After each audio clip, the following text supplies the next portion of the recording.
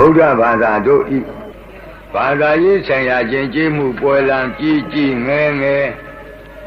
အစုအဝေးနဲ့ပြုလုပ်ကြတဲ့အခါမှာပရိစ္ဆစုံညီပြီဆိုရင်နိဗ္ဗာန်သောဓမ္မဂေါတကပြုလုပ်တဲ့ပုဂ္ဂိုလ်ကယရဏသုံးပါးကြော၍တရဏဂုံသီလများခံယူကြပါစို့ခမည်းဆိုတဲ့အတန်ပေးလိုက်လို့ရှိရင်လောကဥပမာမိုးဥကြတခိုးတောင်ကမိုးချုံလိုက်ရင်တောထဲမှာရှိကြတဲ့ရွှေဥတောင်းတွေဒီတကောင်နဲ့တကောင်အချင်းအချက်မရှိပဲတပြိုင်နဲ့တညီတညွတ်ထဲကေကာဆိုတဲ့ဝမ်းမြောက်ဝမ်းသာတွန်ကျူးတဲ့အတန်တွေကိုတပြိုင်နဲ့တွန်ကျူးကြတယ်လို့ထို့အတူဓမ္မဂေါတကတရားကျွေးကြော်နိဗ္ဗာန်သောပြုလုပ်တဲ့ပုဂ္ဂိုလ်ကယရဏသုံးပါးကြော၍တရဏဂုံသီလများစောင့်တည်ခံယူကြပါစို့ခင်ဗျာလို့တရားမိုးချုံလိုက်ရင်ဗုဒ္ဓဘာသာသူတော်စင်အမျိုးသားအမျိုးသမီးဒီဟုသောရွှေဥတောင်းတို့သည်တပြိုင်နက်တည်းတညီတညွတ်ထဲဩကာသအစရှိတဲ့ယရဏသုံးပါးအားကြောတဲ့စဒံကေကာတန်တွေဟာညံပြီးတော့ထွက်လာအဘိဓမ္မာသဘောအရဘုန်းကြီးတို့အရက်ထဲမှာတယောက်နဲ့တယောက်တစ်ဖက်နဲ့တစ်ဖက်စိတ်ချင်းအခန့်မသွင်းလို့ငါနင်းအဲ့ဒါလိုပြောကြဆိုကြတဲ့အခါမှာငါတစ်လုံးနင်းတစ်လုံးရိုင်းပြတဲ့အတန်ကြီးတစ်လုံးဖြစ်ပေါ်လာဖို့ရန်အတွက်ဒေါသမူအကုသိုလ်ဇောတွေဟာ49ကဒေါသမူအကုသိုလ်ဇောစိတ်တွေဖြစ်မှနင်းဆိုတဲ့ရိုင်းပြတဲ့အတန်ကြီးတတန်ငါဆိုတဲ့ရိုင်းပြတဲ့အတန်ကြီးတတန်ဖြစ်ပါအကုသိုလ်ဘက်မှာအကုသိုလ်ဇော49ကြိမ်စောမှဖြစ်မှအကုသိုလ်နဲ့ဆိုင်ရာအတန်တတန်ထွက်တယ်လို့ကုသိုလ်ဘက်ဆိုင်ရာမှာလည်းပဲယရဏသုံးပါးကြောတယ်ဆိုရင်ဩကာသမှာပဲဆိုပါစို့ဩတလုံးဖြစ်လာဖို့ရန်အတွက်မဟာကုသိုလ်ဇောစိတ်တွေ49ကဖြစ်မှဩအတန်ပြီးတတန်ထွက်တယ်ကာမှာလည်းပဲထို့အတူပဲ49ကြိမ်သမှာလည်းပဲ49ကြိမ်အဲ့ဒီလိုကုသိုလ်ဇောစိတ်တွေ49ကတတန်မှတို့မှရတယ်လို့စိတ်ထဲကြိုတင်အာယံဝမ်းမြောက်ကြပါအဲ့ဒီဇာပိုက်တွေသည်ဆိုလိုရင်းကတော့ဘုရားတရားတန်ခါယရဏသုံးပါးအပေါ်မှာမတော်တဆငယ်စဉ်တောင်ကြီးကလေးဘဝဘုရားမှန်တရားမှန်တန်ခါမှန်မသိတဲ့အချိန်ကမတော်တဆပြုမှပြောမှကြံမှခဲ့တော့ကာယကံဝစီကံမနောကံအပြစ်သဗ္ဗဒေါသဆိုတဲ့အတိုင်းအပြစ်ဖေးအညစ်အကြေးများမိမိကိုယ်မှလိမ့်ထိန်ညှိကပ်နေခဲ့ရင်ထိုအပြစ်ဖေးအညစ်အကြေးကိုယရဏသုံးပါးအာရှိခိုးကြောတဲ့ပဏာမစေရနာပြဋ္ဌာန်းသောမဟာကုသိုလ်စိတ်စေတသိက်ဆိုတဲ့ရေကြီးရေအေးဖြင့်ပထမဒုတိယတတိယတစ်ကြိမ်နှစ်ကြိမ်သုံးကြိမ်တိုင်အောင်ဆေးကြောဖွတ်လျော်လိုက်အဲဒီလိုဆေးကြောဖွတ်လျော်တဲ့အနေတစ်ကြိမ်နှစ်ကြိမ်သုံးကြိမ်မြောက်အောင်ဘုရားယရဏတရားယရဏသံဃာယရဏမြတ်သုံးပါးတို့ကိုဘုရားတပည့်တော်အယုသေးအလေးမြတ်လက်အုပ်မိုး၍ရှိခိုးပူဇော်ဖူးမြော်မှန်းလျော့ကြော့ပါဤအရှင်ဘုရားဆိုတဲ့ဤအချိန်မှာတတန်၌မဟာကုသိုလ်ဇောတွေ49ကဆိုတော့မဟာကုသိုလ်ဇောစိတ်တုပ္ပတိဟုတော့ရေတွေနဲ့မိမိတို့ခန္ဓာအစဉ်ကိုတတွန်းဆေးကြောပြီးပြီအဲ့ဒီအချိန်မှာမိမိတို့ခန္ဓာအစဉ်၌ယရဏသုံးပါးနဲ့ပတ်သက်သောကာယကံဝစီကံမနောကံအပြစ်အညစ်အကြေးဟာအနည်းငယ်မျှမရှိတော့ဘူးရေ3ကြိမ်ချိုးပြီးလို့ခန္ဓာကိုယ်စင်ကြယ်နေတဲ့အမျိုးသမီးအမျိုးသားလို့တခါတည်းဖြစ်သွားအဲ့ဒီအခါမှာလူလောကသဘောရေစင်ကြယ်ဆေးချိုးပြီးတဲ့အမျိုးသမီးအမျိုးသားတွေမိဘထံပါတောက် ရေချိုးပြီးလို့ခန္ဓာကိုယ်တန့်စင်နေတဲ့အချိန်မှာပန်းကောင်းပန်းညင်နဲ့အဝတ်ကောင်းဝတ်ခြင်းနဲ့နတ်လာကောင်းလိမ့်ညင်ပန်းကောင်းပေးပါအဝတ်ကောင်းပေးပါနတ်လာကောင်းပေးပါတောင်းတယ်လို့တောင်းတယ်လို့ပဲခြေပေါက်လက်ခါတောင်းတယ်ထို့အတူဘုရားဘာသာအမျိုးသားအမျိုးသမီးတို့လည်းမိမိတို့ထိုအချိန်စင်ကြယ်သောကိုယ်ခန္ဓာရှိနေတဲ့အချိန်မှာသီလပေးမဲ့သင်္ဃာတော်ကိုခြေပေါက်လက်ခါမိဘတံသာသမီတောင်းတယ်လို့အာမန္တိတိကရဏေနသဟပင်စသီလံဓမ္မံယာစာမိအရှင်ဘုရားတပည့်တော်ဒီခုအချိန်အမတန်စင်ကြယ်သောခန္ဓာကိုယ်ရှိနေပါဒီစင်ကြယ်သောခန္ဓာကိုယ်ရှိနေတဲ့တပည့်တော်သည်အရှင်ဘုရားဓမ္မတရဏဂုံသုံးကန်ဒီဟူသောဥဆိုင်ပန်းတွေ၅ပါးသီလဒီဟူသောဝတ်ကောင်းစလ၅မျိုးနတ်တာကောင်းနတ်တာပြောင်း၅မျိုးကိုပန်ရလူကြောင့်ဝတ်ရလူကြောင့်လင်းရလူကြောင့်တောင်းပန်ပါတယ်တောင်းခံပါတယ်ရှင်ဘုရားအနုကံကတဝါသီလံဒီထမေဗန္တိဗန္တိအရှင်ဘုရားလောကံချီးမြှောက်မှုကိုကတဝါပြု၍မေတပြည့်တော်အာသီလံကရဏဂုံသုံးခံဥဆိုင်ပန်းနှင့်တကွာ၅ကံတော်သီလဒီဟူသောဝတ်ကောင်းစလ၅မျိုးနတ်တာကောင်းနတ်တာပြောင်း၅မျိုးကိုဒီထကရုဏာရှိရှုပေးတော်မူကြပါကုန်ဖျားတောင်းတောင်းမှတစ်ချိန်မကဘူးဒုတိယပြီးနှစ်ချိန်မြောက်လဲထို့အတူပါဠိလိုတောင်းတတိယံပြီးသုံးချိန်မြောက်လဲပဲထို့အတူပါဠိလိုတောင်းတော့သီလပေးတဲ့ကိုတော်ကဘာအတန်ပေးလိုက်ယမဟံဝဒမိတံဝတိထာတရားတော်မတွေကဘာဆိုလိုက်တော့အာမဗန္တိဘာလို့ကြတာတော့ဆရာတကားလို့ဆိုရင်ပြောတတ်ပါစေယမဟံဝဒမိတံဝတိထလို့ဆိုလိုက်တဲ့သီလပေးတဲ့ကိုတော်ရဲ့ဆိုလိုရင်းကတရားဓမ္မအပေါင်းသူတော်ကောင်းတို့ကရဏဂုံဆိုတဲ့ဥဆိုင်ပန်းတွေ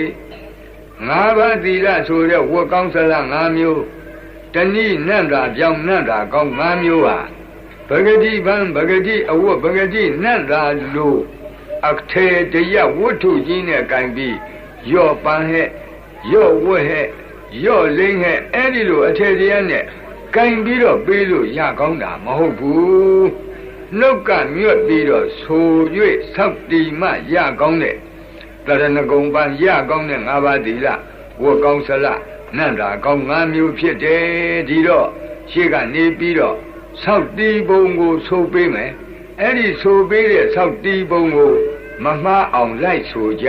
ဒီအဓိပ္ပာယ်နော်သီလပေးတဲ့ကိုတော်ကယမဟံဝဒမိတံဝတိထာသာတော်နှလုံးပြောင်းပြောင်းသူတော်ကောင်းတို့ယံအကျဉ်းကရဏဂုံဆောက်တီးပုံ၅ပါးသီလခံယူဆောက်တီးပုံကိုအဟံငါဒီဝဒမိရှေ့ကတိုင်တဲဆို၍ပေးပါအံတန်ထူငါဆို၍ပေးတဲ့၅ပါးတရဏဂုံဆောက်တီးပုံ၅ပါးသီလဆောက်တီးပုံပါဠိကိုတုံမေသင်သူတော်ကောင်းတို့သည်ဝတိထအတုလိုက်ကဆိုကြပါ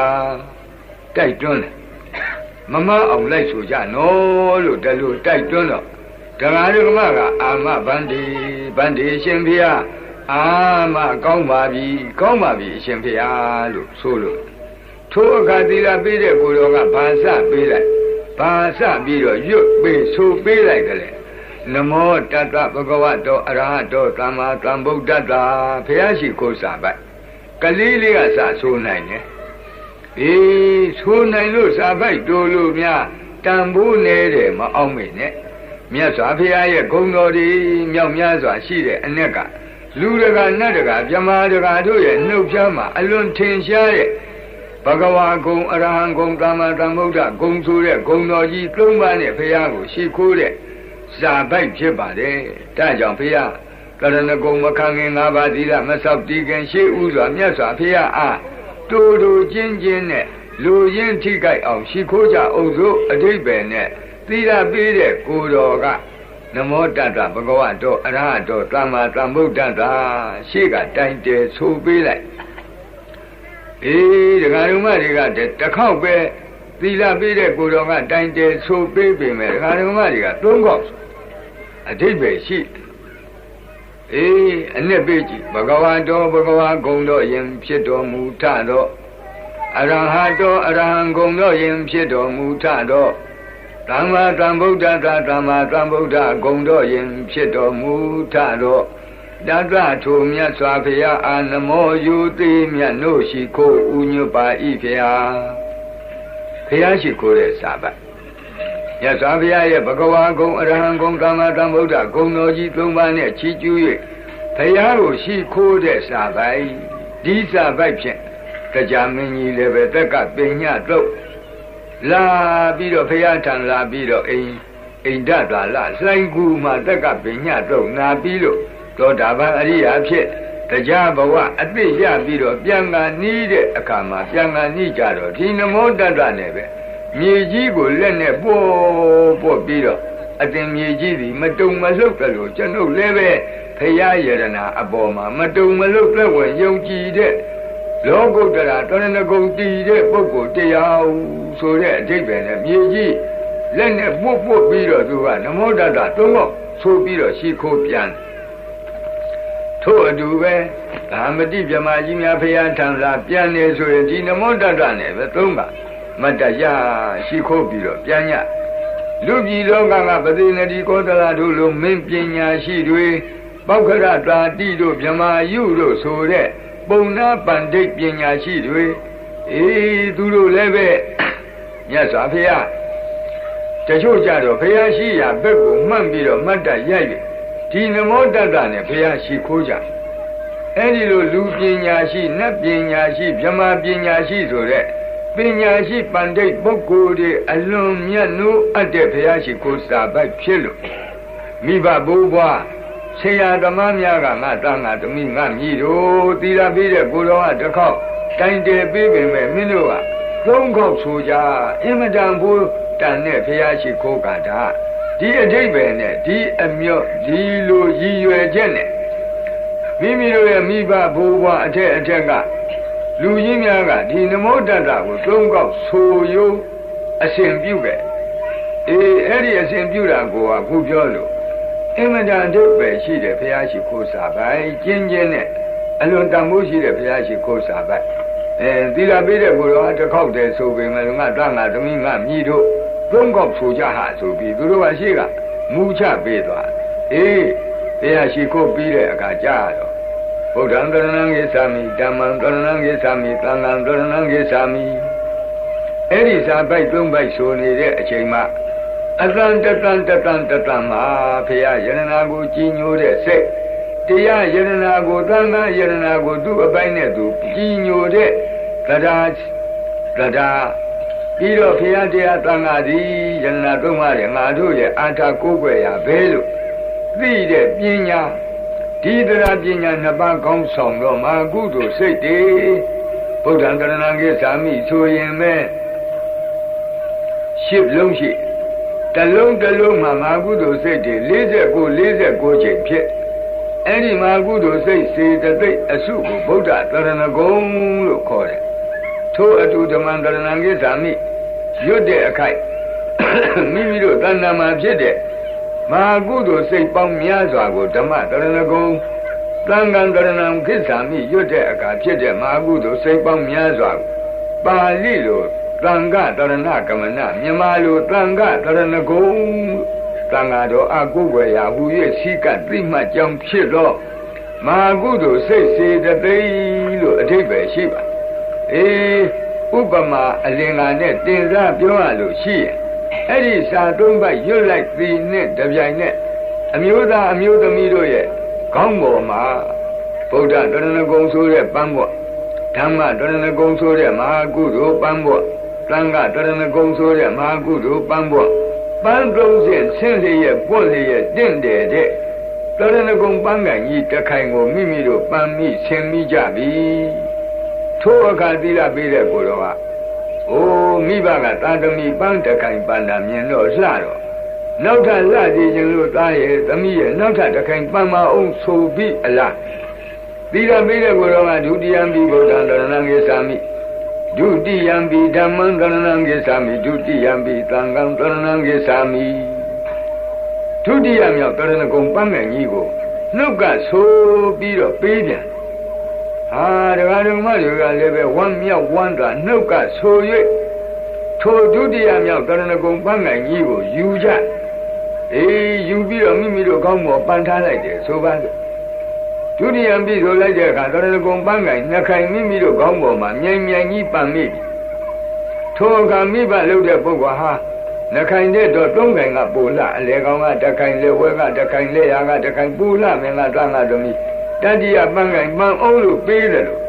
သီလပေးတဲ့ကိုယ်တော်ကတတိယံဘိဗုဒ္ဓံသရဏံဂိသာမိတတိယံဘိဓမ္မံသရဏံဂိသာမိတတိယံဘိသံဃံသရဏံဂိသာမိဆိုပြီးတော့တရဏဂုံပန်းကိုင်ကြီးပေးပြန်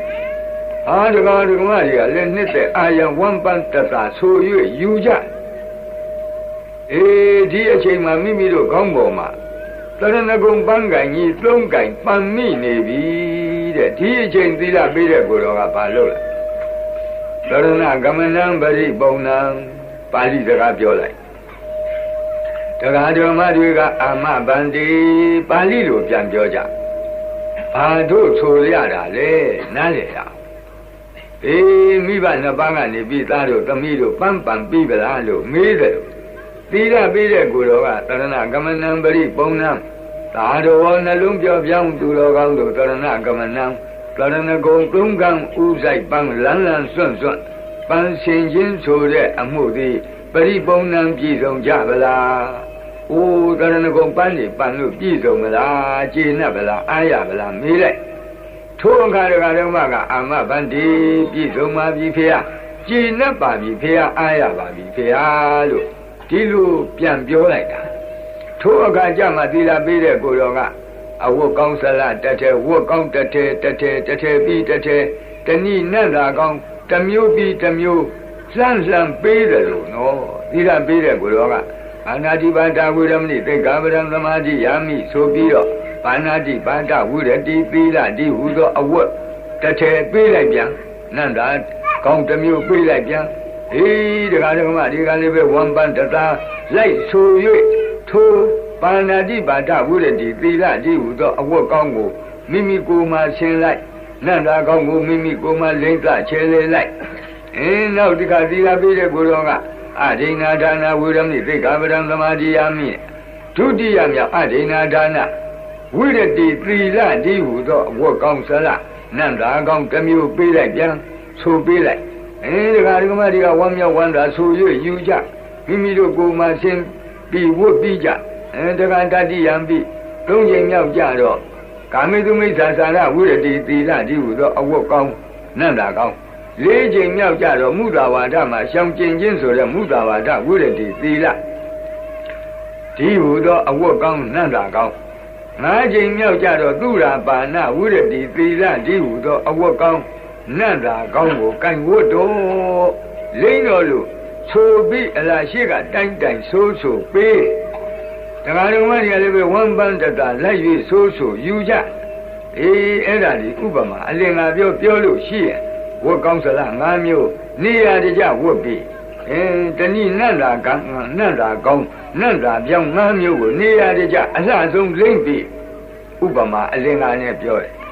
အဲ့ဒီအခါမှာမိဘကနေပြီးတော့အဝတ်ဆန်းစာဝတ်ပြီးနန္တာကောင်းကောင်းလိမ့်ပြီးပန်းကောင်းကောင်းပန်းပြီးတဲ့သားသမီးကိုကြည့်ပြီးဝန်းမြောက်တော့ဗာပြောမလဲမိဘကဥပမာဘာပြောမလဲဆိုတော့ငါသားတို့ငါသမီးတို့ဒီပန်းတွေဒီအဝတ်တွေဒီနတ်သားတွေနဲ့ငါသားတို့ငါသမီးတို့နဲ့သိလိုက်ဒါတွေရှင်းပြလိုက်တဲ့အတွက်သိတင့်တယ်သွား